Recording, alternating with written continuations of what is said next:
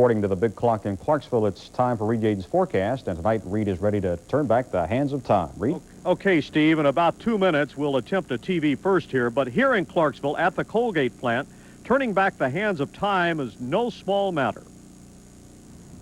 The clock has been a landmark in the Louisville area for 42 years. Before that, it was located at the Colgate plant in Jersey City, New Jersey. This is the second largest single-faced clock in the world, measuring 40 feet across. The hands on the clock have a combined total weight of over a half a ton. Electrical maintenance supervisor Mark Cook says maintenance is not really a major problem. The biggest problem we have is when we have high winds and a lot of ice and what have you. But other than that, under normal weather conditions, everything is very, very low maintenance. What's the accuracy on this clock? It's accurate within 15 seconds a month. Tell me about the days when it used to be a mechanical clock. How long did it take to wind it? It used to take 2 men, 45 minutes, twice a day to wind it up when it was all mechanical weight system. Now, at night when we look at the clock, we see the neon. I notice on the inside you have a lot of spare neon tubes. That's so that we can, when we do have an outage, we can replace it as quick as possible, and we try to keep one of each on hand so we do have a quick turnover. The big clock is powered by this small motor, 1/75th of a horsepower. It looks a lot like a sewing machine motor. The power from the motor is transferred through a series of 7 gears. The process of moving these giant clock hands tonight does require some muscle. We will have an instrument man come up somewhere shortly after 11 o'clock, and he will come up and he will pull these pins out right here, put a little piece right under here. He'll take this great big piece of strong arm and he will place this right here and physically rotate that hand. There seems to be a certain pride among employees here at the Colgate Company when it comes to the clock. What about the chance that it might ever be moved elsewhere? No, sir, I believe this is a landmark that's going to be here for many years to come. And what this is all about, of course, the end of daylight savings time tonight.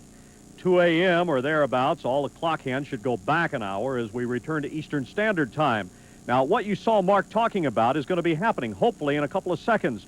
Les is up in the clock tower just underneath the Colgate clock. And Les, if you can hear me and you're ready, go ahead and move the hands of time back.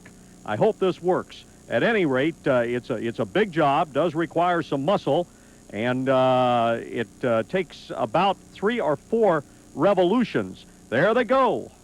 Les, one of the Colgate employees, works in the electrical maintenance department, is muscling the big clock back now with that great big piece of iron that you saw that looks like a crowbar.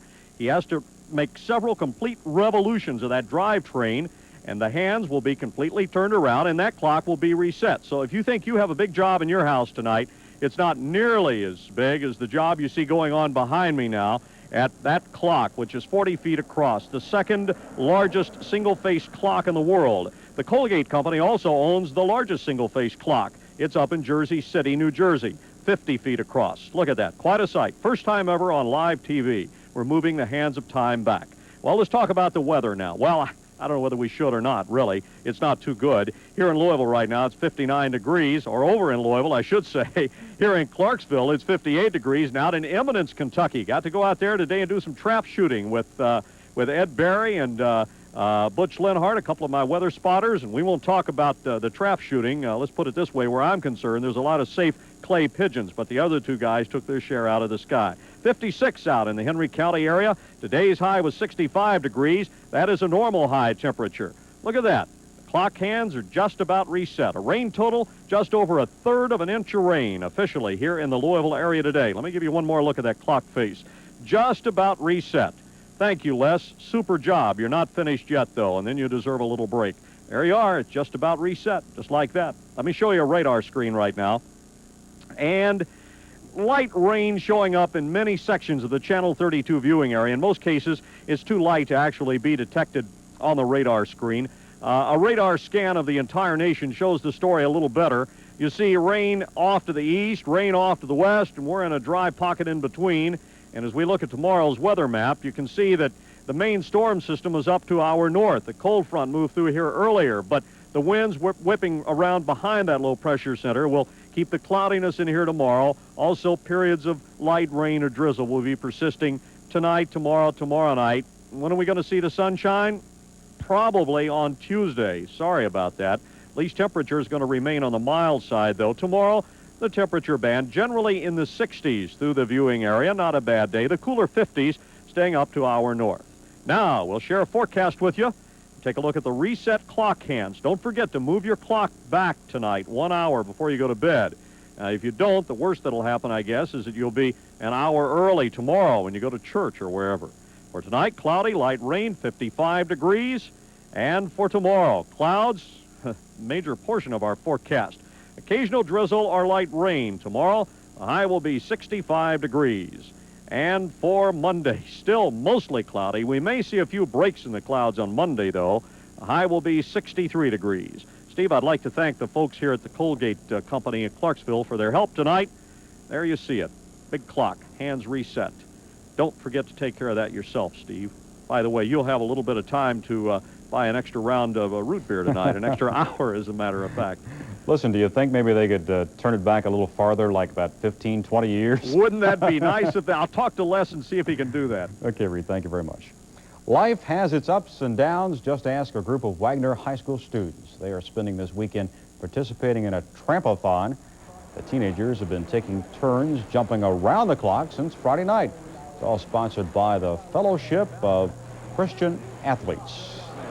Doing it to help Coach Sarah Cripple Children's Hospital and FCA Ministry. The students are raising money through pledges and donations. They plan on logging 50 hours on the trampoline. Kelly Daly has more on Winston Bennett. Steve, we'll hear from Addie Sutton and, of course, all the college football scores and more next in sports. I like the bathrooms that have the sports page. Yeah, sports page is always good, but like that one guy said, or that one woman said, whoever said it, it's better, better the advertising than the graffiti, right? I got to call that guy and tell him he can say Louisville if he wants to, instead of Louisville. Right, Steve. I'll tell you what, the Mets are now batting in the bottom of the ninth. They're still tied up with the Red Sox, 3 runs all. Of course, the Red Sox lead that best-of-7 series 3-2. Tomorrow, the Cincinnati Bengals are in Pittsburgh to take on the Steelers. The Bengals are big 7.5-point favorites. Reed? Okay, we didn't come on early tonight. We've already reset the Colgate clock here in Clarksville. Move your clocks back an hour. Sorry about the clouds and light rain that we've got in the forecast. Stephen Kelly. Thank you, Reed. And it's opening day tomorrow at Churchill Downs. We'll have that story and more tomorrow night at 6 here on Channel 32.